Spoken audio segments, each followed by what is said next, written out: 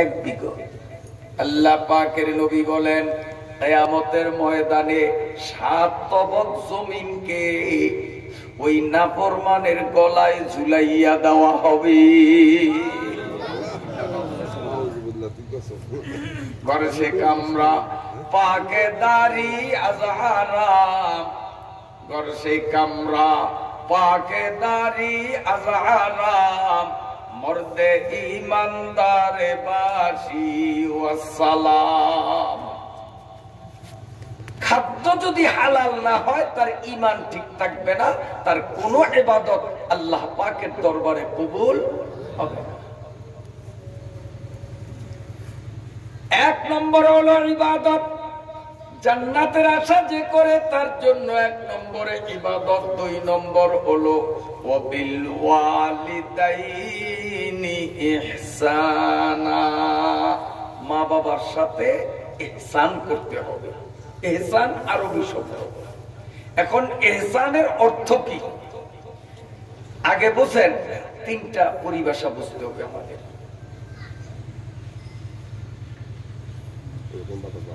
জুলুম,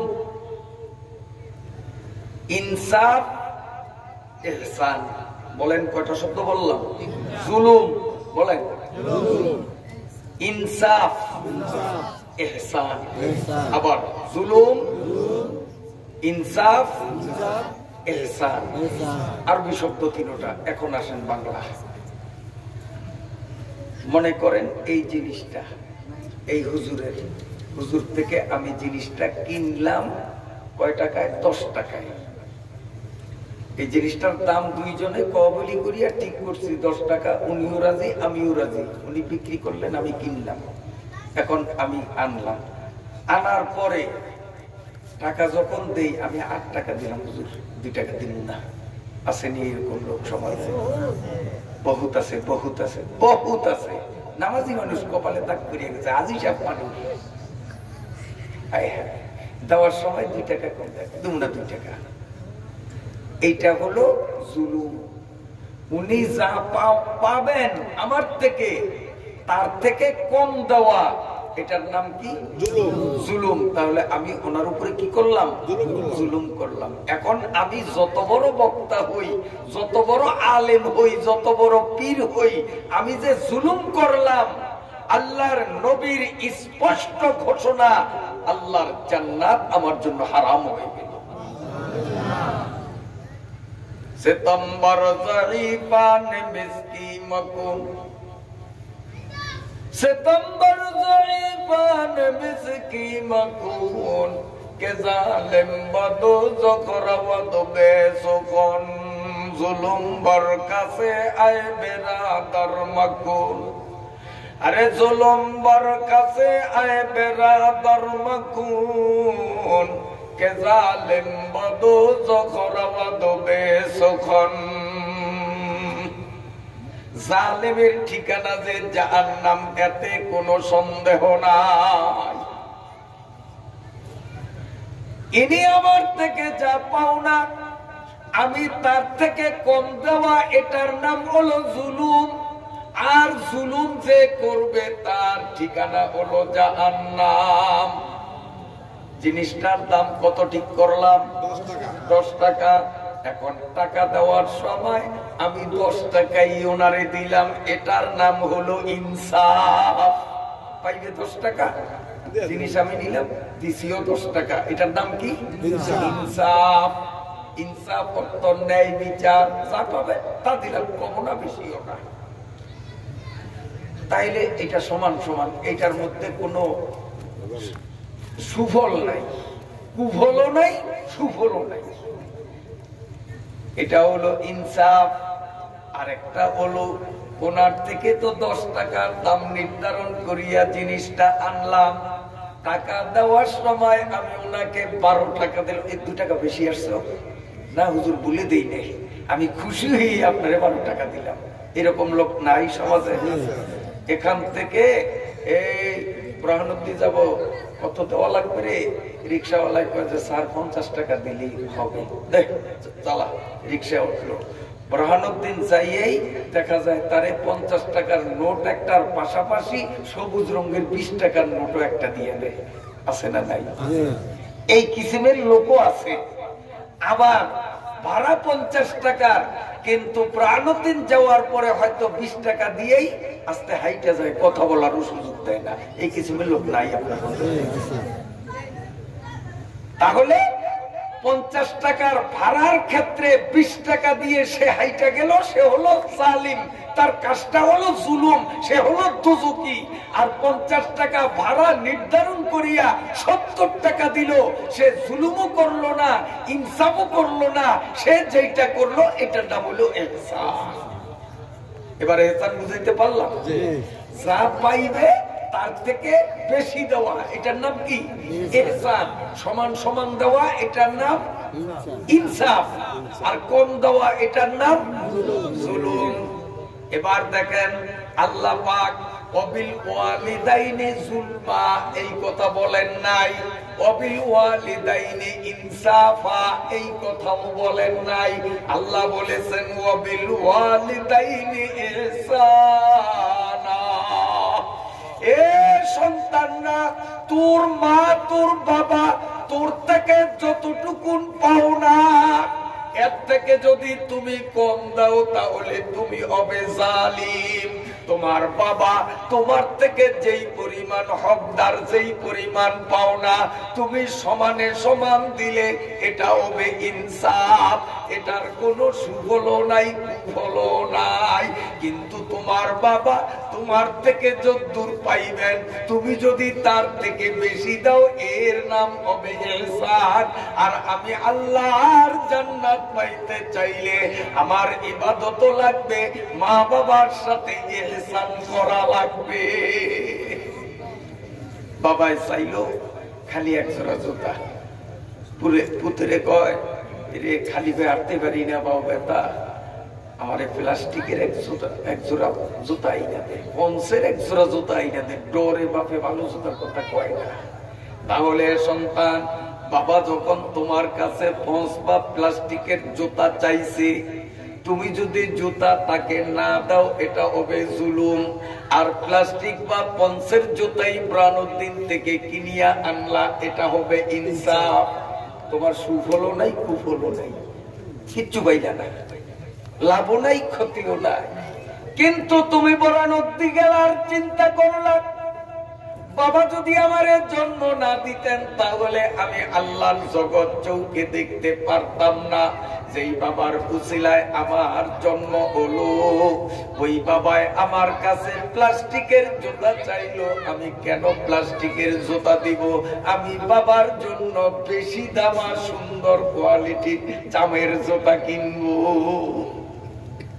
সেই সাথে একটা লোক দিয়েও তুমি কিনলা, বাবা যা চাইলো তার থেকে তুমি বেশি দিলা, এইটার নাম হবে ইহসান।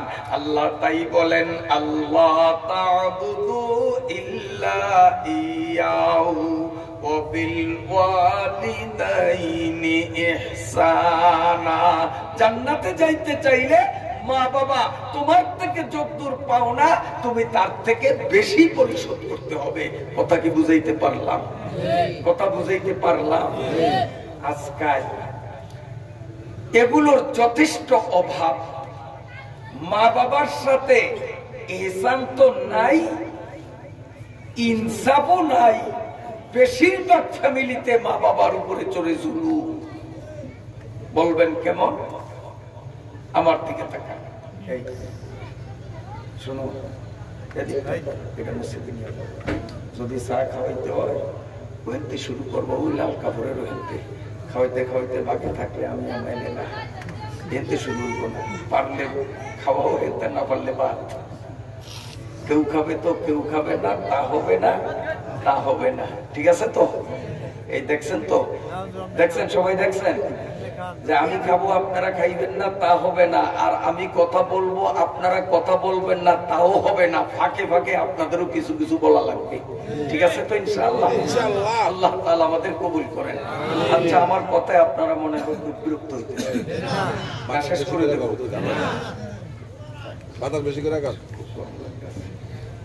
আল্লাহ, এই আমার দিকে তাকা।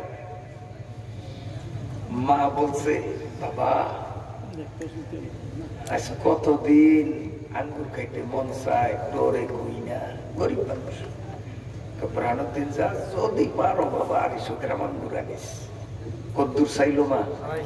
মাত্র 250 গ্রাম আঙ্গুর। মায়ের ঝাড়ি দিয়া আমরা আঙ্গুর খাইতে চাই। জানো আঙ্গুরের কেজি কত? টাকা কামি করিয়া চাইছো বাবা। মায়ের কলিজা দুপুর দুপুর করে, বাবা বাবা হয়েছে, আঙ্গুরের স্বাদ মিশিয়ে গেছে, মিশে গেছে, লাগবে না লাগবে না। এই হলো মায়ের সাথে ব্যবহার। আর শ্বশুর বাড়ি যাইতেছে, শাশুড়ি মোবাইল করিও বলে নয় যে বাবা আমার জন্য 1 গ্রাম আঙ্গুর আইনো, এটাও বলে না। আর এইসব দূরের কথা, 1 গ্রাম আঙ্গুর আইনো বলে নাই। কিন্তু যাওয়ার সময় টাকা নাই, সুদের উপরে টাকা আওলাদ লইয়া বইলেও 3 কেজি কিনে আঙ্গুর, 5 কেজি কিনে কমলা, সাগর কেলা এইরকম বড় বড় কিনে অন্তত পক্ষে কয়েক আলি, এরপরে বেদানা, এরপরে আরো কত কি নিয়েই শাশুড়ির কাছে দিই। আম্মা মনে কষ্ট নিয়ে না, অনেক কিছু আনার ইচ্ছা ছিল, হাত খালি যে নামতে পারলাম না। নাই এগুলি দেশে মায়ের 250 গ্রাম আঙ্গুর আনিয়া দিতে তোমার কলিজা ছিড়িয়া গেল। আর শাশুড়ির জন্য তুমি কয়েক হাজার টাকার নিয়েও তুমি আম্মা কিচ্ছু করতে পারি নাই। এ কপাল পরা যুবক, শাশুড়ি মরিয়া গেলে আরো এর চেয়ে ভালো শাশুড়ি পাওয়ার সম্ভাবনা আছে না নাই?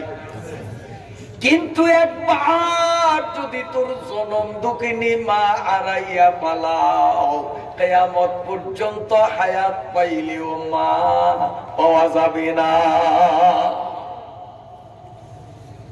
অনেক দুষ্ট পোলা পাইন আছে,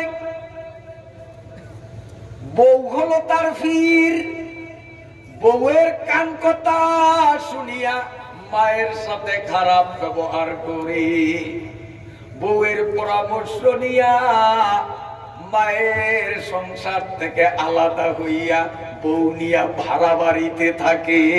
আছে না না? সব বউয়ের মুরিদ। তোর এই বউ যদি মইরা যায়, এর চেয়ে ভালো মানের বউ পাওয়ার সম্ভাবনা আছে, পাইতে পারো। কিন্তু বাবা তোর মা যদি একবার মইরা যায়, জিন্দেগিতে মা পাওয়া যাবে না। শ্বশুর মরিয়া গেলে আরো শ্বশুর পাওয়া যাবে, কিন্তু তোর জন্মদাতা বাবা যদি মরিয়া যায়, জীবনে কোনোদিন আর কি বাপ পাওয়া যাবে? কথা কন। এজন্য আমার আল্লাহ বলেন, ওয়াবিল ওয়ালিদাইনি ইহসানা, মা বাবার সাথে ইহসান করতে হবে। সে আমার থেকে যতদূর পাওনা, তার থেকে আমি বেশি তাকে দিতে হবে, যদি আমি মাওলার জান্নাত চাই। আল্লাহ শোনেন, ছোট্ট একটা কিতাবের মধ্যে উর্দু ভাষায় লিখছে, এক লোক পেট চাইপা ধইরা ফার্মেসিতে গেছে, ডাক্তার সাহেব পেটে ব্যথা, ওষুধ দেন। ব্যথা সহ্য হয় না, চিল্লাচিল্লি শুরু করছে। ডাক্তার সাহেব বলেন, সকালে কি খাইছো? কয় স্যার একটা পচা রুটি খাইছি। সকালে কি খাইছে? পচা রুটি। ডাক্তার সাহেব বুঝছি, আর তোর কিছু জিজ্ঞাসা করা লাগবে না, শো চোখের উপরে শোয়াইছে। ও মনে করছে যে ইঞ্জেকশন দিলে হয়তো, শুইছে। শোয়ার পরে এখন চোখ টান্ডে ধরিয়া রোপবে চোখের মধ্যে। আরে ডাক্তার সাহেব আপনি ভুল করছেন, আমার তো চোখে সমস্যা না, আমার সমস্যা পেটে। আমার সিরাপ দিবেন, ক্যাপসুল দিবেন, ইঞ্জেকশন দিবেন, ব্যথা সহ্য হয় না, আপনি চোখে ওষুধ দেন কে? বেটা আমি লেখাপড়া কইরা ডাক্তার হয়েছি, ভুল করি নেই, জায়গা মতো দিয়ে ওষুধ। কয় না আমার চোখে কোনো সমস্যা নাই। তুই কস তোর চোখে সমস্যা নাই, আমি ডাক্তার, আমি দেখি তোর চোখের সমস্যা, আগে তোর চোখ চিকিৎসা হোক, এরপরে তোর পেটের চিকিৎসা হবে পরে। তার কারণ তোর চোখ যদি ভালো থাকতো, তো এই চোখ দিয়া ছাইয়া তুই বসার কথা ঠিক না। কাজী তোর কথাই প্রমাণ হলো তোর চোখ ভালো না, এই জন্য আমি তোর চোখের চিকিৎসা আগে করি। তো আজকে যদিও আপনাদের পক্ষ থেকে বলা হয়েছে যে হুজুর পোলাপাইনের কথা শোনে না, বাবার সাথে ভালো ব্যবহার করে না, একটু পোলাপাইনের ঔষধটা দিয়েন। আসলে কিন্তু ঔষধ পোলাপাইনের মা আর বাপের আগে দেওয়া লাগবে, কারণ মা আর বাবা যদি ভালো হইতো তো এই পোলাপাইন কোনোদিন উচ্ছৃঙ্খল হইতো না। ঔষধ চোখে দিত আগে, পেটেরটা পরে।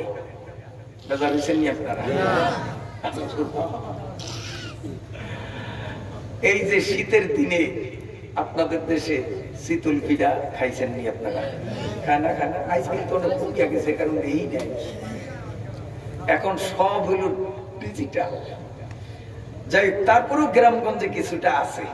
এখন আসেন, এই যে চিতল পিঠা যে ডাইজের মধ্যে বানায়, ওখানে কিছু আছে এরকম গোল, ওই যে খামির বা আপনারা কাই বলেন, কাই বলেন না? খামির কইলে কে বোঝে না বোঝে দরকার নাই। এই কাই যখন নিয়া ছাইরা দিল গোল, পিঠাটা লম্বাইতে হবে। হ্যাঁ, ওই ডাইজের মধ্যে আরেক জায়গায় ডাইজটা আছে এরকম লম্বা, ওই কাই ওইটার মধ্যে ছাইরা দিল। এবার শীতল পিঠা সাপের মতো মোরান্নিয়া করে নিব না? কেমন হইব? আর কুকিসের মতো দুই মাথা মোরান্নিয়া, হাজের মধ্যে আরেকটা গর্ত, এটার মধ্যে ছাড়িয়া দিলে পিঠাটা কেমন হইব? তো কি বুঝলাম, ওই শীতল পিঠার হাজের মধ্যে ওয়াজ পাওয়া যায়। বর্গে দরানে সবচেয়ে তোর নজরে হুঁশিয়ার, হরওয়ারা কে দপ্তরে ইস্তেমারে পথে কিরদেগার। চিতল পিঠার হাজের মতো কি সুন্দর ওয়াজ। এই চিতল পিঠার হাজ দ্বারা বোঝা গেল, হাত যেমন তার পিঠাও তেমন, হাত গোল হইলে পিঠাও গোল। ডাইজ যদি লম্বা পিঠাও লম্বা, ডাইজ যদি বাঁকা পিঠাও বাঁকা। মা আর বাবা হলো সন্তান তৈরির ঢাইজ বা হাজ যা বলেন, আর সন্তান গুলো হলো পিঠা। মা আর বাবা যদি ভালো হয় সন্তান ভালো হবে, মা আর বাবা যদি বাঁকা হয় সন্তান গুলো বাঁকা হবে।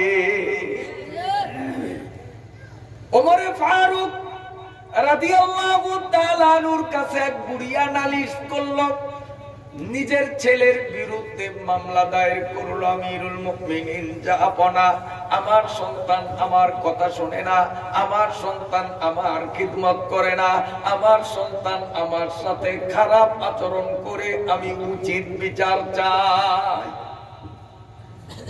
হযরতে ওমর চকিদার পাঠাইয়া বুড়িয়ার পোলারে নিজ দরবারে হাজির করলেন। হাজির করার পরে হযরতে ওমর রাদিয়াল্লাহু তাআলা আনহু বললেন, এ বুড়ো মিয়া, এই পোলাই কি আপনার? জি হুজুর। কি অভিযোগ তার বিরুদ্ধে বলেন। এবার বুড়িয়া বলে, ও আমার কথা শোনে না, আমার সাথে খারাপ আচরণ করে, আমি তার বিচার চাই। ওমরে ফারুক রাদিয়াল্লাহু তাআলা আনহু বললেন, এ বুড়িয়া, বিচারের আগে আমি তোমার থেকে জানতে চাই, তোমার শ্বশুর বাড়ি কোথায়?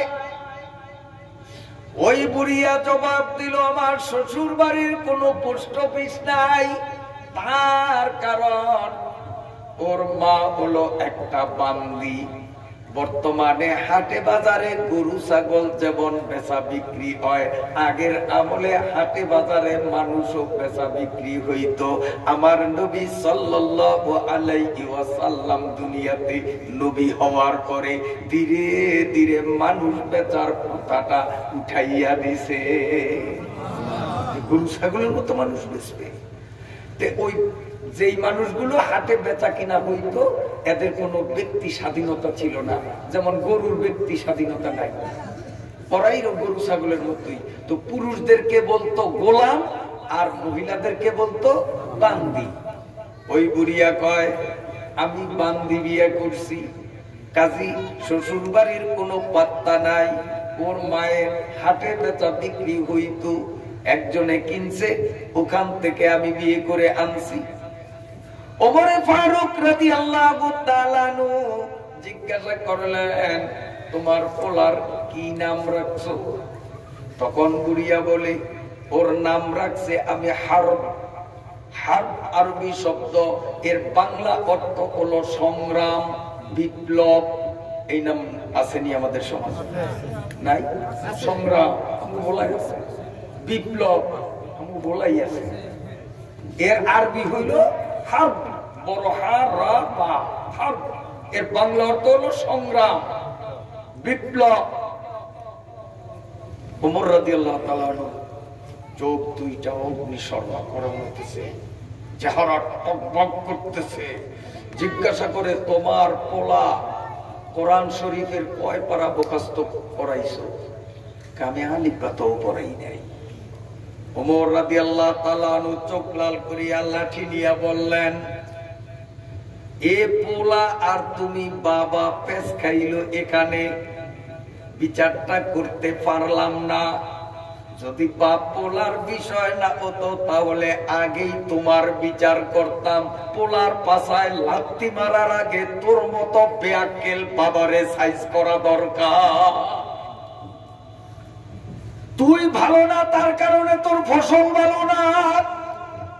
পোলার বিরুদ্ধে তুমি মামলা দিলা, পোলার বিরুদ্ধে তুমি অভিযোগ দায়ের করলা। আসলে পোলা নষ্টের মূল কারণ তুমি বিয়ে করার সময় তুমি ভালো বংশের মেয়ে কেন খুঁজলা না? তুমি সম্মানী বংশের মেয়ে কেন দেখলা না? দিনদার ইমানদার পর্দানিসীন মেয়ে কেন খুঁজলা না? এক নম্বর অপরাধ। দুই নম্বর অপরাধ, সন্তানটা যখন হইল ইসলামী কায়দায় ভালো নাম কেন তার রাখলা না? তিন নম্বর অপরাধ, ওরে নাবালেগ থাকতে আল্লাহর কোরআন কেন তারে শিখাইলা না? বিচার তোমার আগে হওয়া উচিত। আজকে আমাদের সমাজেও তাই। অনেক মা আর বাবা নিজেরাই তাকে সার্বক্ষণিক পাপের মধ্যে লিপ্ত। আমাদের সন্তানগুলো কিভাবে আল্লাহর ওলি হওয়ার আশা করতে পারি? হাজ ভালো না, তার পিঠা কেমনে ভালো হবে? কসব চিনেন আপনারা? আসেনি বর্তমানে আপনারা? আমি বললাম না, এগুলো স্বপ্নেও দেখি না, এখন স্বপ্নেও দেখি না। আর আগে দেখতাম শীতকাল আসলে এই সারালিয়ারা এই যে বাগানের মধ্যে যে কুতিয়া এইভাবে সব খাইয়া ওর বংশই নির্মূল করিয়া দিছে। আমরা ছোট্ট কালে অ্যাভেলেবেল ছিল, পুকুরে নামলেই কসবের পিঠে পা পড়তো। মুরব্বীরা কোন এমন একটা দিন গেছে এত কসব আছে, সারালিয়ারা খাইয়া সব শেষ করছে। আল্লাহ আল্লাহ, আমার কথা বেজার শোনে। এই কচ্ছপরে আমরা ছোটকালে দেখছি, শীতকালে পুকুরের মধ্যে যে সোপ, আপনারা সোপ কন্যা কি করেন? সোপ। তো সোপের কিছু অংশ পানির নিচে ডুবা, কিছু অংশ পানির উপরে ভাসা। তো কচ্ছপরে দেখতাম ওই সোপের উপরে বসে, সোপ পাওয়া না। আমরা তো ছোট আছিলাম, আমরা করে বলি তো বলি এই কচ্ছপ যাবে দেখ রোদ ভয়, ওরা রোদ ভয়তে দেবো না, শাক টোকা শিখিয়ে খেয়েছে। ত্রিম ত্রিম করে শাক করতাম, ওটা টুকরে বানিয়ে করতো, আর আমরা হাততালি দিতাম। ওরা রোদ ভয়তে দিই, ছোট্ট ছিলাম তো, কিন্তু কথাগুলো এখন মনেই পড়ছে। এখন সেটা বুঝি কচ্ছপের আবার শীত গরম আসেনি, ওই রোদ পোয়ান লাগেনি। ও সবসময় তাই পানির তোলে, ওর আবার রোদ পোয়ান লাগে। ও আসলে রোদ পোয়াইতো না, কি করতো জানেন? এই কচ্ছপ থাকে পানির মধ্যে, কিন্তু কচ্ছপের ডিম দেয় শুকনো জায়গায়। এই মুরব্বীরা দেখছেন আপনারা? বেশিরভাগ মূলা খেতে, কারণ মূলা ক্ষেতের মাটিগুলো একটু নরম থাকে। এই কচ্ছপ যখন ডিম দেওয়ার সময় আসে, পুকুর থেকে উঠিয়া মূলা খেতে যায়, যাইয়া নরম মাটিগুলো ছালাইয়া একটা গর্ত বানায়। ওই গর্তের ভিতরে পাছাটা দিয়া ওখানে ডিম দেয়। এরপরে চতুর্দিক থেকে মাটি টানিয়া ডিমটাকে গাড়িয়া রাখে। এরপরে কচ্ছপ 10-12 নল দূরে পুকুরের সোপের উপরে বসিয়া এক নজরে কোন দিক? ডিমের দিকে। ডিম হইল কিন্তু 10 নল দূরে, তাও মাটির তোলে দাফন করে দিয়েছে ছায়া থাকে। আল্লাহ পাক এই কচ্ছপিয়ার চোখের মধ্যে এমন একটা তাসির আর অ্যাকশন দিছে, 10 নল দূরে মাটির নিচে ডিমের মধ্যে তার চোখের নজরের অ্যাকশন লাগিয়া ওই ডিম ফাটিয়া জিন্দা বাচ্চাগুলো মাটির তল থেকে আসে। মুরগির মতো বসেও দেয় না। আজকে আমাদের সমাজের মহিলারা যেইভাবে হাটে বাজারে অফিসে আদালতে স্কুলে কলেজে, আল্লাহ মাফ করুক, বর্তমানে কিছু কিছু মাদ্রাসাতেও মেয়ে লোকরা আবার অশিক্ষিত গ্রামের যারা তারা খেতে খামারে বিলে খালে এমন বেকায়দায় গায়ে মাথার কাপড় ফালাইয়া পরপুরুষের সামনে নিজের চামড়া ধলা মানুষরে দেখায়, আছে না না? এ মহিলারা শিক্ষিত আর মূর্খ, আলমারআতু আওরাতুন ইযা খারাজাত ইস্তাশরাফা আশ-শাইতান। আমার নবী বলেছেন মেয়ে লোক হলো পর্দায় ঢেকে রাখার জিনিস। এই মেয়ে লোক পর্দার থেকে যখন বেপর্দা হয়, শয়তানগুলো তার দিকে চক্ষু উঁচু করিয়া তাকায়। মহিলা যখন বেপর্দা হইয়া চলল, রাস্তার দুই দিক থেকে বখাটে যুবকরা, রিক্সাওয়ালা, ঠেলাগাড়িওয়ালা, মুসিয়া, লুসা, গুন্ডা, পান্ডা, সিটার, বদমাশ, চায় না চায়? এই কথা কোন চায় না চায়? সবাই চায়। আরে চায় তো চায় মানে 95 বৎসরের বুড়িয়া, বুড়িয়াও নাতিরে কয় এ কলিমতি চশমাটা লইয়া একটু ছায়া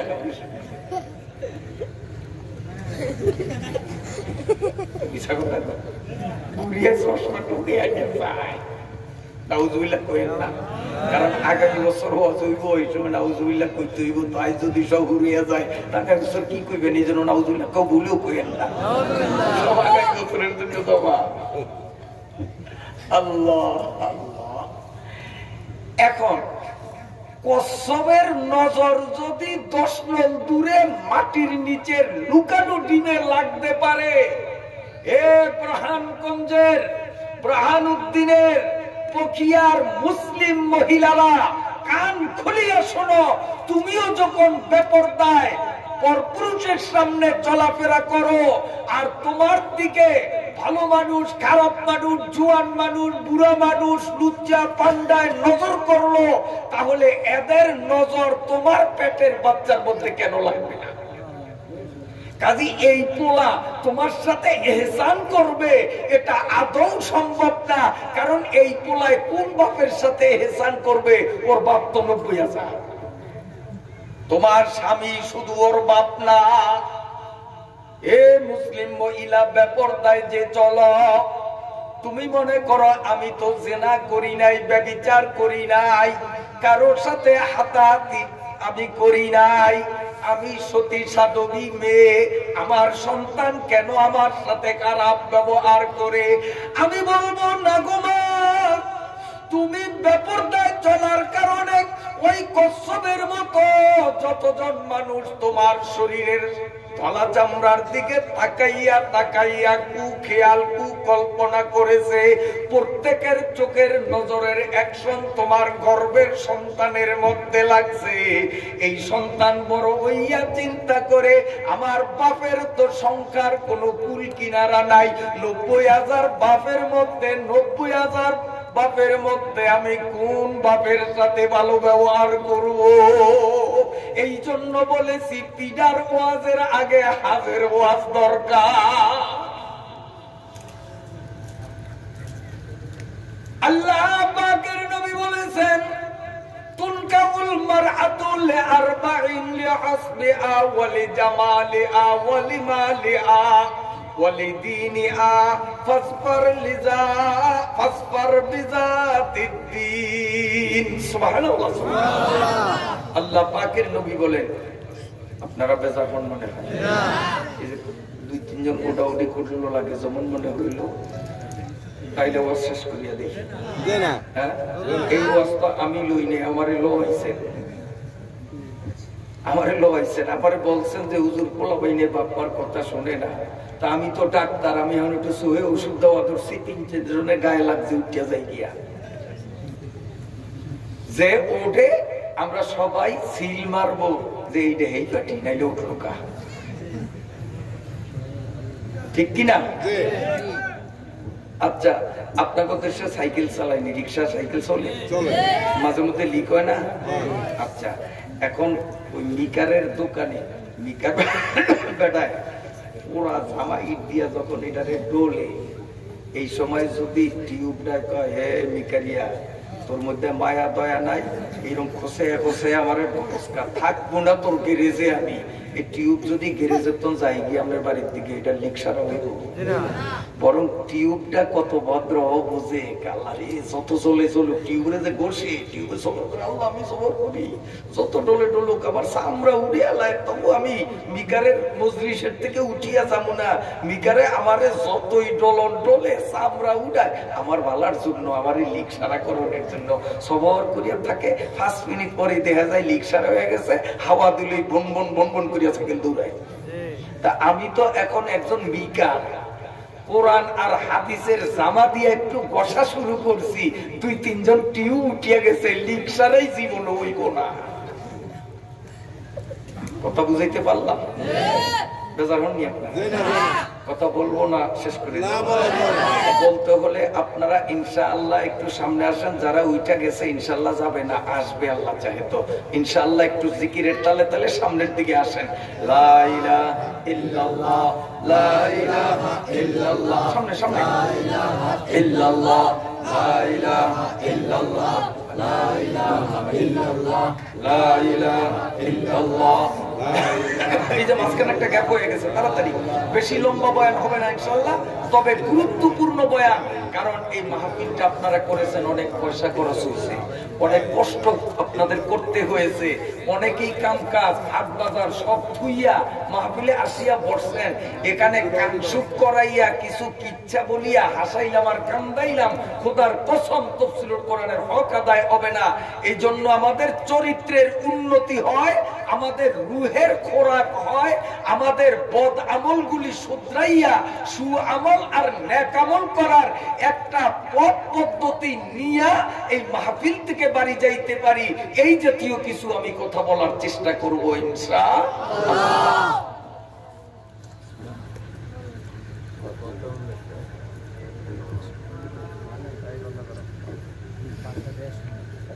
এই যে পানি খাইছি দেখছেন নি আপনারা আমার মুখ লাগাবেন নি বলে তো ভেট মিস করলে আমি আর ওয়াজ করতাম না ঠকবেন আপনারা এই হলো করিয়া স্যার হাদিস শরীফে আছে কারো যদি পানির পিপাসা লাগে বিসমিল্লাহ বলিয়া গ্লাসটা নিবে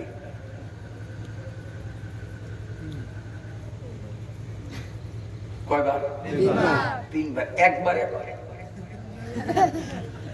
একবারে না 3 বারে এবং 3 বারে সূর্য নাহের সামনেও না বাসে নাক দিয়ে নিঃশ্বাস পালাইলে ওই নিঃশ্বাস যাতে ওর মধ্যে গ্লাসের মধ্যে না যায় সাইডে রাখতে হবে আবার লাগাই কয়বার 3 বার এরপরে গলার যখন রাখিয়া দিব আলহামদুলিল্লাহ শুরুতে কি বিসমিল্লাহ শেষে আলহামদুলিল্লাহ মাঝখানে 3 বার লাভ হইব কি জানেন এই যে পানিটা আমার পেটে আছে আমি ওয়াজ করবো আপনারা শুনবেন কিন্তু পানি ওয়াজ করবো না শুনবো না এতে পেটের মধ্যে বইয়া বইয়া আল্লাহু আল্লাহু আল্লাহু জিকির করবো যতক্ষণ আমার পেটে থাকবো ততক্ষণ পেশাব পায়খানার লোকে আউট হয়ে গেলে আর করবো না এই পেটে যতক্ষণ থাকবো ও বসিয়া বসিয়া আল্লাহু আল্লাহু জিকির করবো এই পানির কোনো আমল নামা নেই সওয়াবগুলি আমার আমল নামার মধ্যে জমা হইব আপনারা যদি কানতে আমরা করো এরকম পারবেন তো না পয়সা খরচ হইব কামের বেগাত করবো নি মনে থাকবো অন্তত একটা সবক দিয়ে দিলাম স্মরণ থাকবো ইনশাআল্লাহ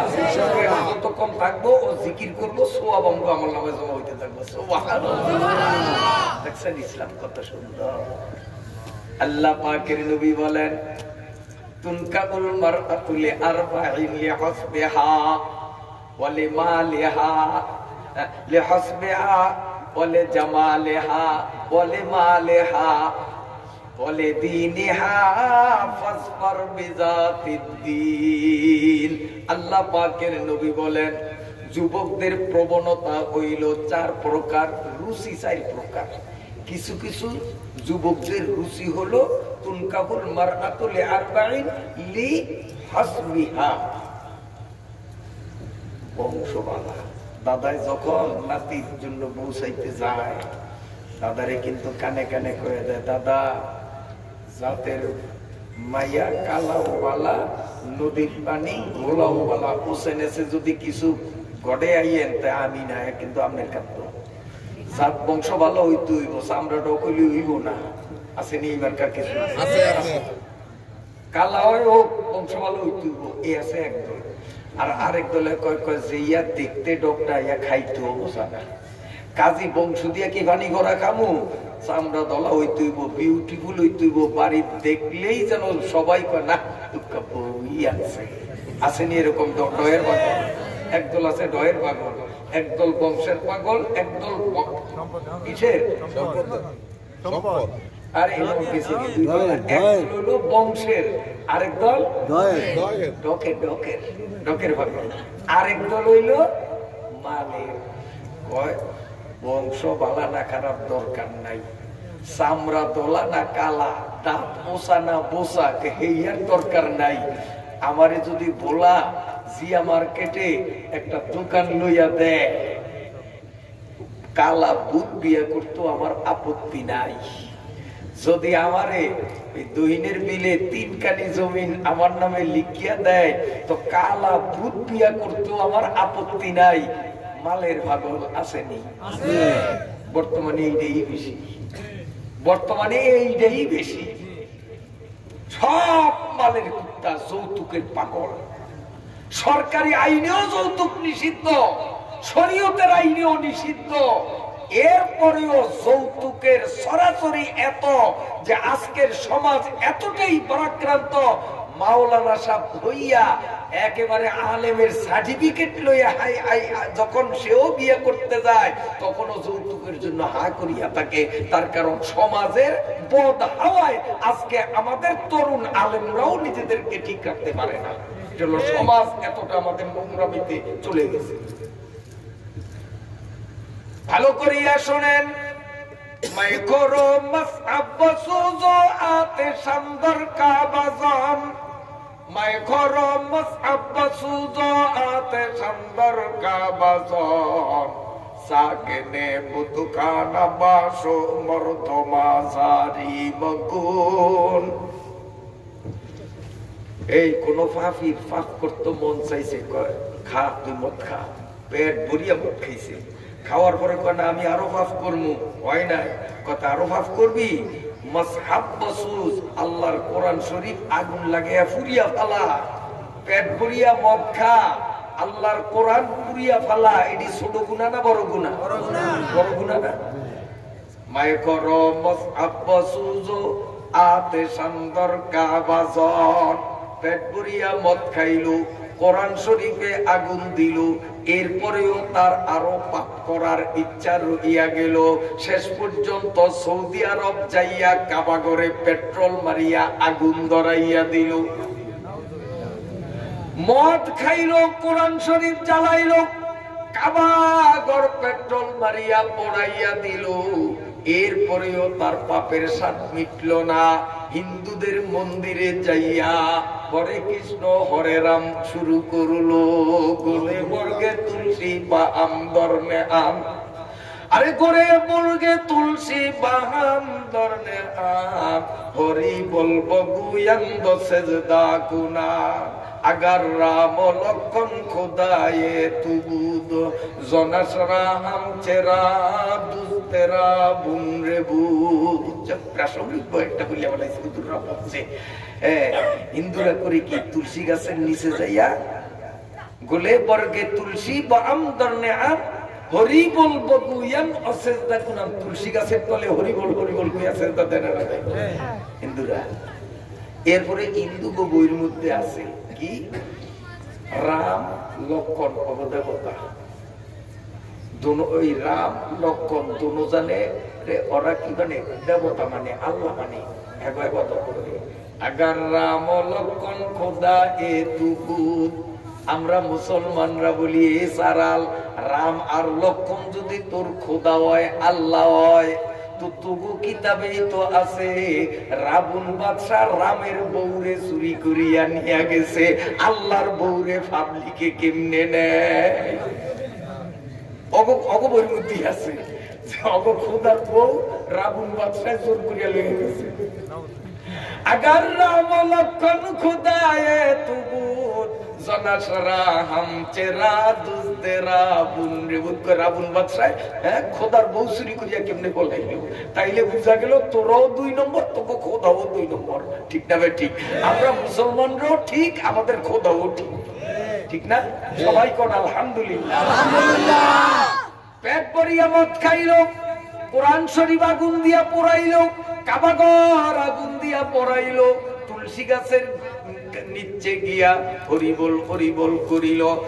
এই 4টা গুনারে একত্রিত করলে গুনার পরিমাণ যা হবে, কোন সন্তান যদি মা বাবার সাথে বেয়াদবি করিয়া মা বাবার মনে কষ্ট দেয়, কোন জামাই শ্বশুরের কাছে যৌতুক চাহিয়া শ্বশুরের মনে যদি কষ্ট দেয়, এই 4টা গুনাহ একত্রিত করলে গুনার পরিমাণ যা। এখানে মা বাবারে কষ্ট দিলে, ওদিকে যৌতুক তালাশ করিয়া শ্বশুরের কষ্ট দিলে, এই 4টা পাপের থেকেও পাপ বড় হবে।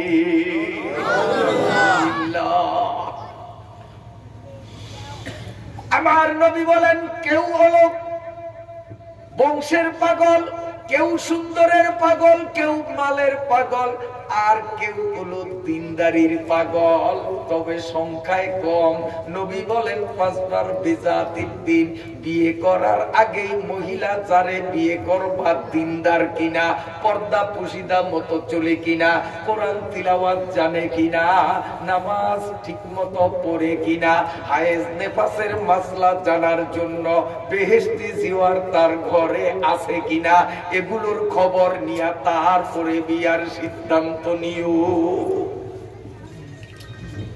আল্লাহ, কষ্ট হয় আপনাদের? এগুলি নাই, এগুলি নাই, খালি আছে ওই 3টা দিনদারির মধ্যে আমরা নাই। এই জন্য ওমর রাদিয়াল্লাহু তাআলা আনহু বলেন, এই বুড়িয়া 1 নম্বর ভুল করছো তুমি, সন্তানের মা বানাইবা কারে, কেমন মহিলারে? এখানে তোমার নির্বাচন ভুল হয়েছে, বান্দি নির্বাচন করছো। 2 নম্বর তোমার ভুল হলো, এই সন্তান জন্ম হওয়ার পরে তার ইসলামী নাম রাখলা না। 3 নম্বর হলো তারে নুরানিতে পাঠাইয়া কোরআন শিখাইলা না। এজন্য পোলার আগে তোমার বিচার করা দরকার। আমার আল্লাহ বলেন, ইম্মা ইয়াবলুগান্না ইনদাকাল কিবারা আহাদুহুমা আও কিলাহুমা ফালা তাকুল লাহুমা উফফিন ওয়ালা তানহারহুমা ওয়া কুল লাহুমা কাওলান কারীমা। আল্লাহ পাকের কোরআন আমাদেরকে কি সুন্দর নসিহত করতেছে। আল্লাহ বলেন, এ মুসলিম যুবকরা, তোদের মা আর বাবা 2 জন অথবা 2 জনের যে কোনো একজন বুড়া হইয়া গেছে। আর মানুষ যখন বুড়া হয় তখন একটু খেডর খেডর বেশি করে। মিছা কথা বললাম? এটা বয়সের দোষ, এটা বয়সের দোষ। বাবা, তুমি যে আজকে খুব মোস্তানি দেখাও, তোমার বাপের মতো এই বয়স তোমার হোক, সেদিন দেখবা তোমার মেজাজটা এমন হবে। আমাদের নোয়াখালী একজন বড় অফিসার, ওনার বাবাও বড় শিক্ষিত। তো ওই অফিসার ছুটিতে যখন বাড়িতে আসছে, তখন ওই আতিনাগরে জাওনার পাশে বাপ বেটা 2 জন দাঁড়াইছে। নারকেল গাছের উপরে একটা কালা কাউয়া বসা। এখন বুড়িয়ায় অফিসার পোলারে কয়, বাবা নারকেল গাছ ওইটা কি? কয়টা একটা কাউয়া। বাবা কি এটা? কাউয়া। একটু ভালো করে বসাই, এইটা কি? দুইবার উত্তর যে তিনবারের করে কি আপনি কি মাথা নষ্ট হয়েছে? পাগল পাগলামি শুরু করছে। এই যে ধমক দেওয়া শুরু করলো বাপেরে, আপনার কবার কম কাউয়া কাউয়া কই আপনার কানের দ্বারা যায় না, বলি বাবা কি যে জারি মারা শুরু করছে। উত্তর দুইবার দিয়ে 3 নম্বর এটা দিতে পারে না, বাপেরে জারি দেওয়া শুরু করছে। বাপে কয় বাবা একটু অপেক্ষা কর। ঘরে গিয়া আলমারিটা খুলছে, আলমারি খুলিয়া একটা ডায়েরি বই খাতা বই বাইর করছে, বাইর করিয়া তারপরে বাইর করিয়া বাবা এই পৃষ্ঠাটা একটু পর, নিজের হাতের লেখা, বা এই পৃষ্ঠাটা একটু পর। ওই পৃষ্ঠায় কি লেখা? ওই পৃষ্ঠায় লেখা আছে 3 তারিখ দিয়ে। এই অফিসার পোলাটা যখন ছোট্ট ছিল তখন এই নারকেল গাছের আগাই একটা কালা কাউয়া আছিল, অন্তত 25 বার জিজ্ঞাসা করছে আপু এটা কি, আর ঘুরিয়ে কইছে এটা কাউয়া। 25 বার জিজ্ঞাসা করছে, বাবা 25 বার উত্তর দিছে, একবারও বাবা বিরক্ত হয় নাই। আর তুই 2 বারের পরে 3 নম্বরে বিরক্ত হইয়া গেলি। কারে বাপ কয় বুঝিয়াল?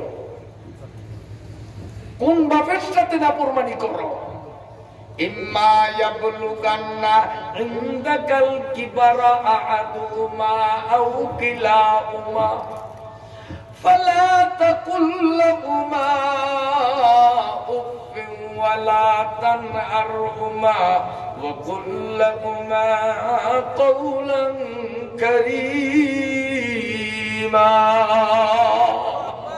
আমার আল্লাহ বলেন, এ মুসলিম যুবকরা, তোর মা বাবা 2 জন যখন বুড়া হইয়া খেডর খেডর শুরু করে এই বয়স হইয়া যায়, কিংবা 2 জনের যে কোনো একজন বৃদ্ধ হইয়া যায়, ওই অবস্থায় বুড়িয়ার উপরে খেপিয়া বুড়িয়ার সাথে তোমরা কড়া কথা কইও না, বুড়িয়ার সাথে খারাপ আচরণ তোমরা করবা না।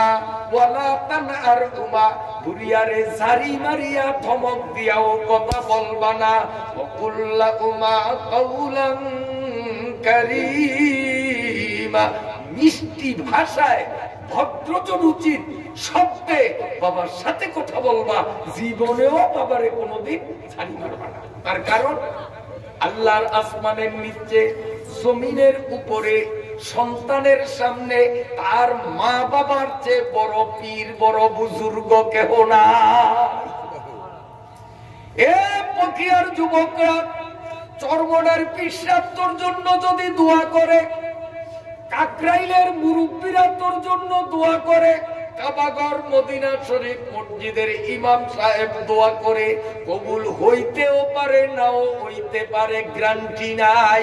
কিন্তু তোর মা তোর বাবা যদিও মূর্খ, আলিফ বাতা সরসরিয়া জানে না, যদিও নামাজ পড়ে না, রোজা রাখে না, দাড়ি রাখে না, ইসলামী কায়দায় চলে না, তোর মা আর বাবা তোর ব্যবহারে যদি তোর জন্য দোয়া করে, এটাও মালিকের দরবারে সেকেন্ডের মধ্যে কবুল হইয়া যাবে। তোর ব্যবহারে মা বাবার মনে যদি ব্যথা পায়, বদদোয়া করা লাগে না, অটোমেটিক মাওলার দরবারে বদদোয়া কবুল হইয়া যায়। বেতর সাজায় মাজলুমা কে আঙ্গামে দোয়া করদান, ইজাবত আজদরে আকবা রে ইস্তেকবাল মি আয়া। মা বাবার চেয়ে বড় পীর, মা বাবার চেয়ে বড় বুজুর্গ দুনিয়াতে হয় না। হাদিস শরীফের মধ্যে আছে, একজন সাহাবী, মহিলা সাহাবী, নাম তার আসমা সম্ভবত। এই মহিলা সাহাবী আল্লাহ পাকের নবীর কাছে আসিয়া বলতেছেন, ইয়া রাসূলুল্লাহ, আমার বাপ নাই, আমার ভাই নাই, রয়েছেন আমার বিধবা মা, বুড়ো মানুষ, মায়ের কোনো সহায় সম্পদ নাই, আমি ধনী মানুষ, মায়ের ভরণ পোষণ চিকিৎসা সব আমি বহন করি। নবীজি বললেন, এটি তো ভালো কথা। ওই মহিলা সাহাবী কয়, হুজুর, আমি আপনাকে সাক্ষী করিয়া দেড়ত ইনকন্টে ঘোষণা দিলাম, এখন থেকে আগামী দিনগুলোতে আমার চৌকে যদি দেখি মা ক্ষুধায় কাতর হইয়া মরতেছে, ওই মৌতের অবস্থায়ও আমি মায়ের মুখে এক মুঠ খাবার দেব না। আমি যদি এখন থেকে দেখি মা কঠিন রোগে আক্রান্ত, পয়সার কারণে বিনা চিকিৎসায় মরতেছে, ওই অবস্থাতেও এক পয়সার ঔষধ আমি তারে দেব না।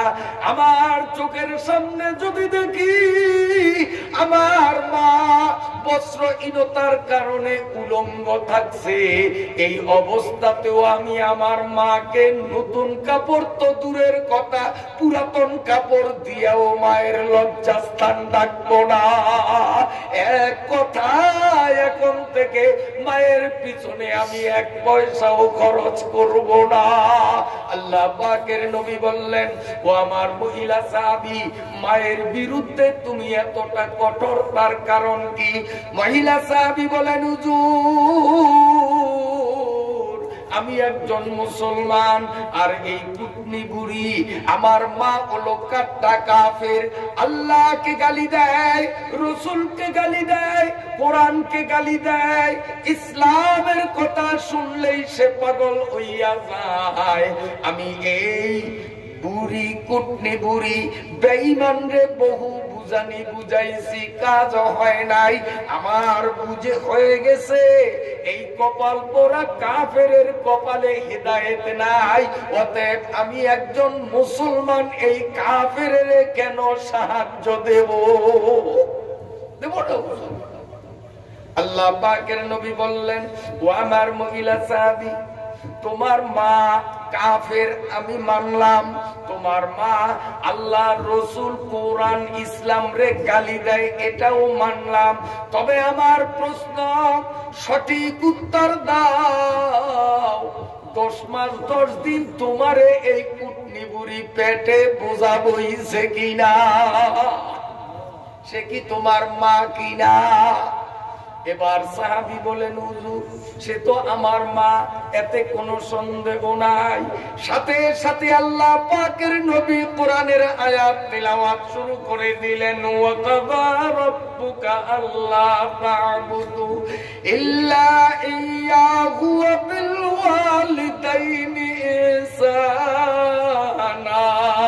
ইম্মা ইয়াবলুগান্না ইনদাকাল কিবারা আহাদুহুমা আও কিলাহুমা ফালা তাকুল লাহুমা উফফিন ওয়ালা তানহারহুমা ওয়া কুল লাহুমা কাওলান কারীমা।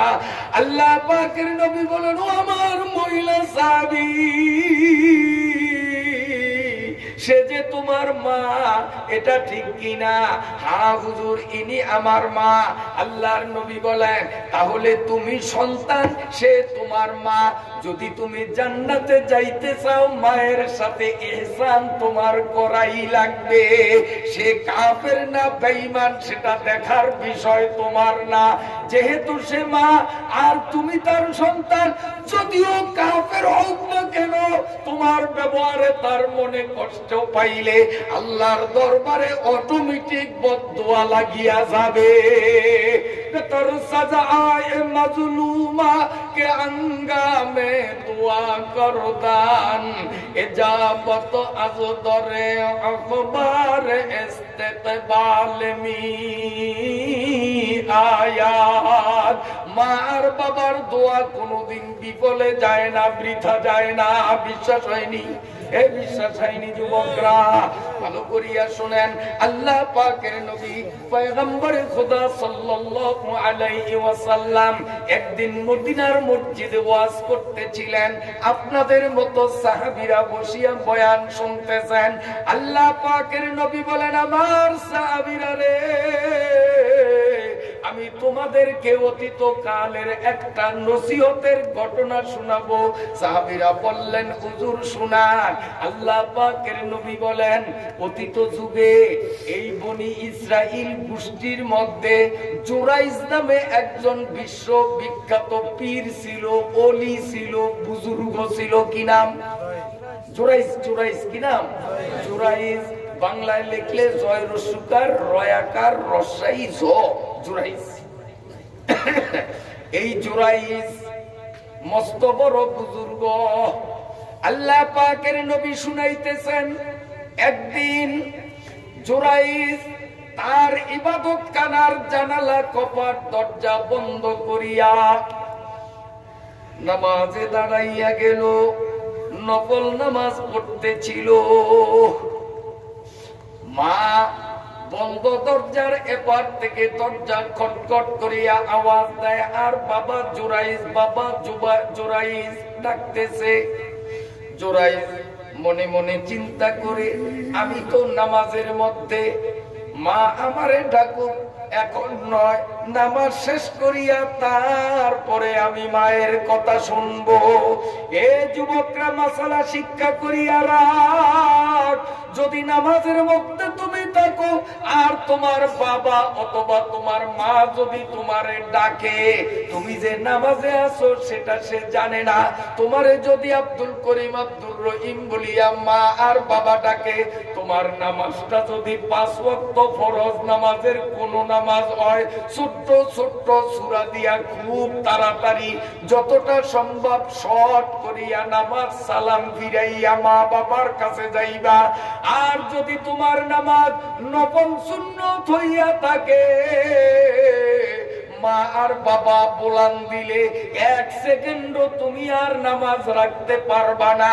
সাথে সাথে নামাজের নিয়ত ছাড়িয়া দিয়া আগে মা বাবার ডাকে সাড়া দিতে হবে। এরপরে তুমি এই নামাজটা পুনরায় পড়া লাগবে। হযরতে জুরাইজ মনে মনে চিন্তা করলেন, আমিও নামাজ শেষ করে নেই, তারপরে মায়ের কথা শুনবো। মা দরজার বাইরে দাঁড়িয়ে বললেন, তোরে এতবার ডাকলাম, আমার ডাকে সারা দিলি না, মনে কষ্ট পাইলাম। আল্লাহ যেন বেশ্যা নারী দিয়া তোরে চরম ভাবে অপমানিত করে। বেশ্যা নারী বুঝছেন নি? গ্রাম্য ভাষায় খান কি নাকি, এটার শুদ্ধ ভাষা হলো বেশ্যা নারী, যারা দেহ ব্যবসা করে। তাহলে গ্রাম্য ভাষায় এভাবে বলতে হয়, যদিও শুনতে ভাষাটা অসুন্দর, আপনাদের সহজে বুঝার জন্য মা বদদোয়া করছেন যে খানকি মাগির দ্বারা আল্লাহ যেন তোরে চরম ভাবে বেইজ্জত করে। জুরাইজ মনে মনে কয়, মা তুমি বদদোয়া দিলে লাগবো না, তার কারণ আমি তো নামাজে আছি, নামাজের কারণে না তোমার কথা শুনতে পারি না। আর তোমার কথা শুনবো না যে এমন তো না, আমি নামাজের সালাম ফিরিয়ে তো তোমার কথা শুনবো, আমার মন পরিষ্কার, কাজে তোমার বদদোয়া লাগবো না। জুরাইজ নামাজ পড়তেছি, মা তার ঘরে চলিয়া গেছে। এইদিকে আল্লাহু আকবার, কি হলো দেখেন। ও যুবকরা ভালো করিয়া শোনো, পাশের গ্রামে একটা অবিবাহিতা মেয়েকে নিয়ে সমাজে খুব বাদানুবাদ চলছে। মেয়েটা গর্ভবতী, বিয়ে হয় নাই, অবিবাহিতা মেয়ে, পেটের সন্তান, এ নিয়ে কাদা ছড়াছড়ি, বিভিন্ন রকমের কথাবার্তা। তো ওই এলাকার জুরাইজ হুজুর এলাকার এক লোক আছে যে জুরাইজ হুজুরের দেখতো না, যেন চোখের কাটা দেখতো। সমাজে আছে না কিছু মানুষ হুজুর দেখলেই চোখ টনটনায়, হ্যাঁ, হুজুর এই দেশটারে ওরে আল্লাহ দশা আছে কথা, এটা হাসা কথা না মিশা কথা, একটা হাসা কথা। হুজুররা দেশটা খাইছে না, যে কয় হে খাইছে। হুজুররা কয় বস্তা করোনার চাল হুজুরে নিয়ে বুঝাইছে, এক বস্তাও না। হ্যাঁ, পাইছেন কোন ইউটিউবে ফেসবুকে খবরের কাগজে পাইছেন? হ্যাঁ, কি করোনার চাল খাইলি তোরা, গরিবদের জন্য দিছে, গরিবের রক্ত শোষা তোরা। হুজুররা একটা চাউল খাইলো না, আর করোনার চাউল টেরাকে টেরাকে চুরি করিয়া গরিবের মাল খাইলি তোরা। আর বেহাঙ্গাম আর কুলাঙ্গারের মতো, বেয়াদবের মতো মাথা উঁচু দিয়া হুজুর এই দেশটারে খাইলো, খাইলি তুই আর কম হুজুরে খাইছি। হ্যাঁ, আল্লাহু আকবার, আল্লাহু আকবার। ওই এলাকার একটা লোক জুরাইজ হুজুররে দেখতে পারতো না, সে দেখলো এই তো একটা ভালো সুযোগ। ওই গ্রামে গেল, মেয়েটারে কাছে ডাকলো, মাগো শোন, আমি তোরে 10,000 টাকা দেব, সস্তার আমলের 10,000, অনেক দাম। এই 10,000 টাকা দেব, যদি একখান কথা তুমি কইতে পারো। মেয়েটা গরিব মানুষ, কয় স্যার কি বলবো? কয় জোরাইজ হুজুরের বিরুদ্ধে অপবাদ দিবি। এখন মানুষ তোরে নিয়ে বাদানুবাদ করে, তুই চুপ কেন? যেই তোরে জিজ্ঞাসা করে তুই একই কথা বলবি, জোরাইজ হুজুর আমার সাথে অপকর্ম করছে তাই আমি গর্ভবতী হইছি। হুজুরের অপমান করবি। আছে না আমাদের দেশে ওই মার্কার বুজুর্গ গার মক্কে দিত আসেনি? এটি এই তো জোরাইজ হুজুরের অপমান করবি। মেয়েটা তখন কয় নেতা আমরা চিনি, কইমু হুজুরের বিরুদ্ধে, আপনি যদি পরে টাকা না দেন। যখন আলেমের বিরুদ্ধে মিছা কথা কইয়া আলেমের অপমান করমু, আখেরা তো খামু, দুনিয়া তো না পাই তো কেমন হয়? টাকা গুণ আগে দেন, তাইলে কমুনালি কমুনা। উনি চিন্তা করলো 10,000 টাকা যায় যাক, তবু তো হুজুরের বিষ মারতে পারবো না। হুজুরগুলা কই টাকা যায় যাক তো হুজুরের ক্ষতি করতে পারবো। দিল মেয়েটারে টিয়া। মেয়েটা গরিব মানুষ, তো 10,000 টাকা ওর 14 পুষ্টিয়ে কোনোদিন গোলেয়া দেখে নাই।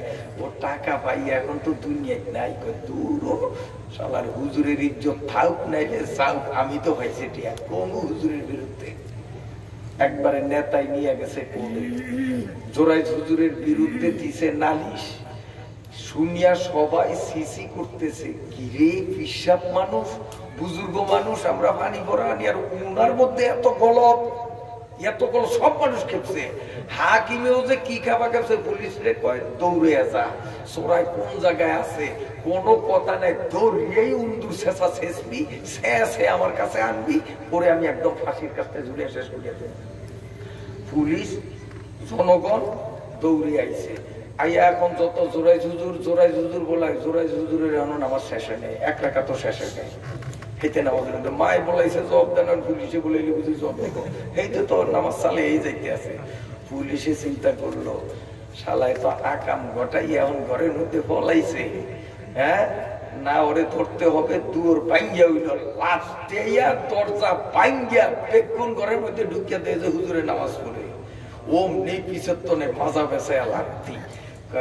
আকাম করিয়া এখন দর বেশি খুঁড়া, আকাম করিয়া এখন আসলে আকাম করছে, আসলে আকাম করছে, হায় হায় আকাম তো করলো নেতায়, আকাম করলো নেতায়, আর ইজ্জত গেল হুজুরের।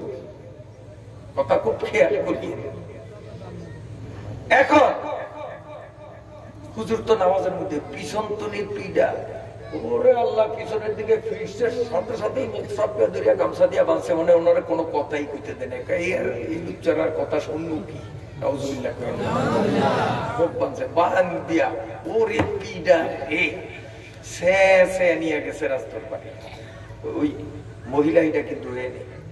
যাওয়ার পরেই এখন জোরাই জুজুর কইতেও পারে না, কি হঠাৎ আমার উপরে এই নির্যাতন কেন, কিচ্ছুই বুঝে না, চোখ মেলিতে পারে না।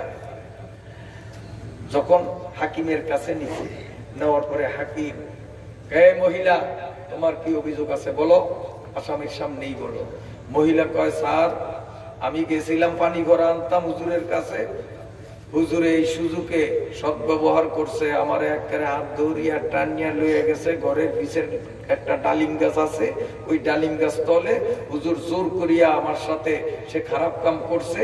এখন আমার পেটে সন্তান আসিয়া গেছে, এখন সন্তানের কি করবে, এটার ফয়সালা কি হয় আমি বিচার চাই। একেবারে টাটকা হাসা হাসা কথা। ওই যে টেয়া ভাইছে 10,000 মাল ভাইছে, মাল আমাদের দেশের কিছু লোক মাল পাওয়ার আশায় অথবা দলীয় পদোন্নতির আশায় আলেম উলামাদের সাথে বেয়াদবি করে নিও, যে আলেমের সাথে বেয়াদবি করতে পারলে আমার র‍্যাঙ্ক বাড়বে, দলের কাছে আমার দাম বাড়বে, আমি টাকা পাবো। নাউজুবিল্লাহ নাউজুবিল্লাহ। এখন জোরাইজ হুজুর তখন তো বলছে যে কেসটা কোন জায়গায়, যে আসলে তো কিচ্ছু না, ওই যে মা কইছে যে বেশ্যা নারী দিয়া আল্লাহ তোরে চরম বেইজ্জতি করুক, এত মায়ের বদদুয়া আছে না, বুঝতে আর বাকি রইল না। এখন হাকিম সাহেব কয় এই কথা কও না কা, তোমার এখন কি সাজা হবে জানো? তোমারে কোমর সমান মাটিতে গাড়িয়া বৃষ্টির মতো পাথর মাইরা তোমার শেষ করে দেবে। কয় স্যার, ফাঁসির আগে আসামির জীবনের একটা দাবি পূরণ করার বিধান আসেনি আপনার বিধানে? কাহা আছে, কি করবা? আমার একটু পুলিশ হেফাজতে মায়ের কাছে যাওয়ার পথ করিয়া দেন। কাবার যায় ফলাবিনি, কয় না আপনার পুলিশ হেফাজতে যাবো, ফলামো কেমনে, একটু মায়ের কাছে নিয়ে যান।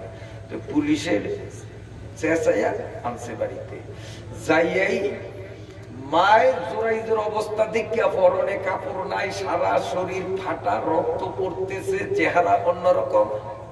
মা পোলার এই অবস্থা দেখিয়া দুনিয়ার কোন মা সহ্য করতে পারে না। জোরাইজ মায়ের পায়ের উপরে পড়িয়া কয়, মা আর কিচ্ছু না, কিচ্ছু না, নামাজে থাকার কারণে তোমার ডাকে সাড়া দিলাম না, তুমি বদদোয়া দিয়েছো, আমি ভাবছিলাম বদদোয়া লাগবে না, এখন দেখি লেগে গেছে।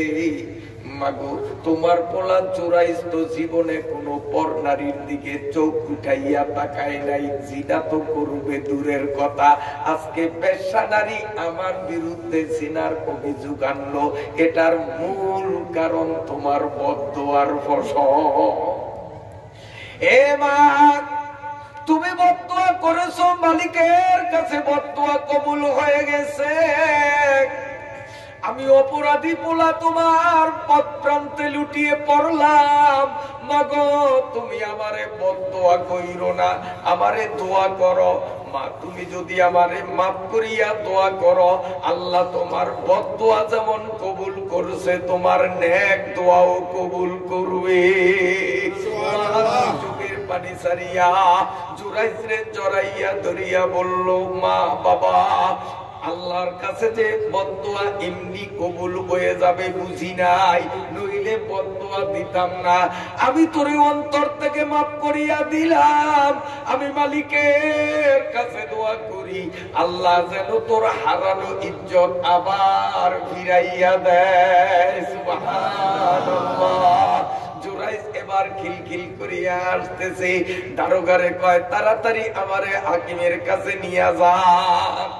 হাকিমের কাছে গেছে, হাসতেছে।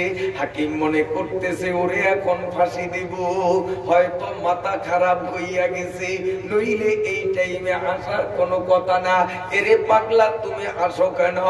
জোরাইজ বলতেছে, হুজুর আমার বিরুদ্ধে এত বড় অভিযোগ, আর আপনারা রায় লিখবেন।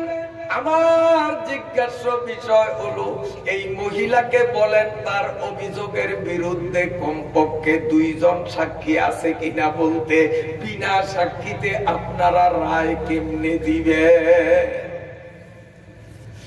মেয়ে লোকটারে বলছে, তোমার সাক্ষীকে? মেয়ে লোকটা বলে, হুজুর এমন অপকর্ম করার সময় কেউ কি কারোরে সাক্ষী রাখে? এগুলো তো গোপনে গোপনে ইশারে, কোনো সাক্ষী নাই। হযরতে জোরাইজ বললেন, স্যার কি বলছে? কয় ঠিকই তো বলছে, এই কামেও কি আবার সাক্ষী থাকেনি? জোরাইজ বললেন, হাকিম সাহেব, মহিলা সাক্ষী একজনও আনতে পারে নাই, আর আমি যে বললাম এই মহিলারে আমি চিনি না, এই মহিলারে আমি জীবনে দেখি নাই, এই মহিলার সাথে আমি জেনা করি নাই, আমার কিন্তু 2 জন সাক্ষী আছে।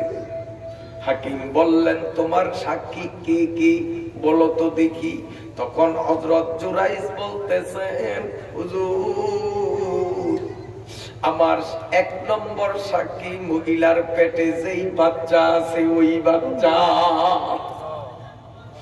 হাকিম বলতেছে, বেটা তোর মাথা খারাপ, পাগল হইয়া গেছো, গর্ভস্থ সন্তান আবার সাক্ষী হয় কেমনে?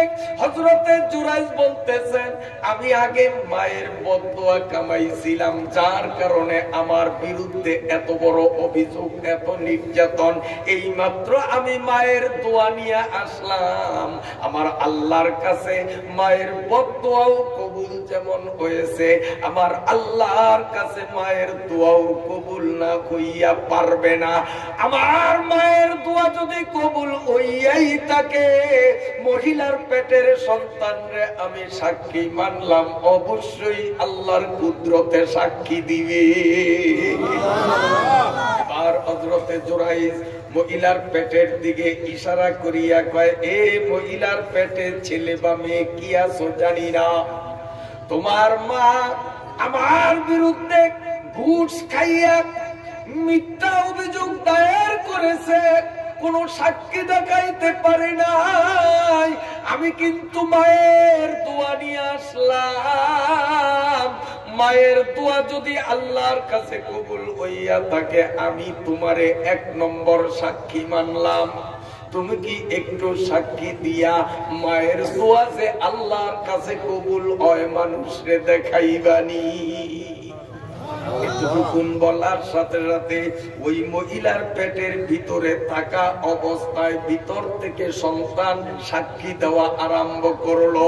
সন্তান বলে, হে হাকিম সাহেব, উপস্থিত জনগণ, জুরাইজ হুজুর আমার মায়ের জীবনে কোনোদিন দেখে নাই, আমার মায়ের সাথে অপকর্ম জুরাইজ হুজুর করব তো দূরের কথা, এই জুরাইজ হুজুর জীবনে কোনো পরনারীর দিকে তাকাইয়াও দেখে নাই, আমার মা অমুক রাখালের সাথে এক যুবকের নাম বলছে, অমুক রাখালের সাথে গোপনে গোপনে প্রেম করেছে, ওই বিবাহ ছাড়াই আমার মায়ের সেই প্রেমিকের সাথে পাহাড়ের গুহায় প্রায় মিলামেশা হইতো, ওই অবৈধ মিলামেশায় আমি মায়ের পেটে আসছি, আমার বাবা জুরাইজ নয়, আমার বাবা রাখাল। সমস্ত মানুষগুলো চোখের পানি ছাড়িয়া জুরাইজ হুজুরের পায়ের উপরে পড়িয়া হাকিম সহ সবাই মাফ চায়, হুজুর না বুঝিয়া অপরাধ করছি, আমাদের মাফ করিয়া দেন, হুজুর আমাদের মাফ করিয়া দেন। জুরাইজ হুজুর বলতেছেন, আমি মাফ করিয়া দিছি, আমি মাফ করিয়া দিছি, আপনাদের দোষ না, দোষ আমার, আমি কেন মায়ের বদদোয়া নিলাম, মায়ের বদদোয়া আমার উপরে লাগছে। গরহামি খাই কে সাবি বখতিয়ার, খিদমতে মা তরফে দরকুন ইখতিয়ার। জুরাইজ হুজুরের সাক্ষী কয়জন? 2 জন। একজন তো গেল, সাক্ষী শুনিয়া এখন আর কারোর মনে জুরাইজ হুজুরের উপরে আর কোনো সন্দেহ থাকতে পারে? সবাই মফসা। একজনে বলল, হাকিম সাহেব কিরে কোনার সাক্ষী আরেকজন আছে বলে এটা একটু দেওয়ার দরকার না, হাকিমকে আর সাক্ষী দেখবো কি, এরপরে আর সাক্ষী লাগেনি আপনারা কোন আর অন্য সাক্ষী লাগে? কার কি সাক্ষী? সাক্ষী লাগে না, এইটাই যথেষ্ট। তারপরেও এই সাক্ষীটা যেমন আশ্চর্য ধরনের, হয়তো দ্বিতীয়টা এর চেয়েও তো আশ্চর্য ধরনের হইতে পারে, দুটা আল্লাহর কুদরতটা দেখতে আমাকে মন চায় না। এবার বলে, জুরাইজ তোমার দ্বিতীয় সাক্ষী আছে কি? অবশ্যই আছে। তাহলে চলো সেই দ্বিতীয় সাক্ষীকে হাজির করো, তার সাক্ষীটাও আমরা দেখব। আপনারা দ্বিতীয় সাক্ষী কিভাবে সাক্ষী দিছে শুনতে রাজি আছেন? কে কে রাজি নাই? হাতুটা। একজনের রাজি নাই। হ্যাঁ, ও বুঝতে আসলে রাজি আছেন বেগুনে? এইটা বড় আশ্চর্য। আরেকজন সাক্ষী শুনবেন, ইনশাআল্লাহ শুনবেন, তবে আমিও বলবো, তবে বলার আগে শর্ত আছে একটা, যদি আপনারা আমার শর্ত পূরণ করেন তো আমি আপনাকে চাহিদা পূরণ করবো, আপনাকে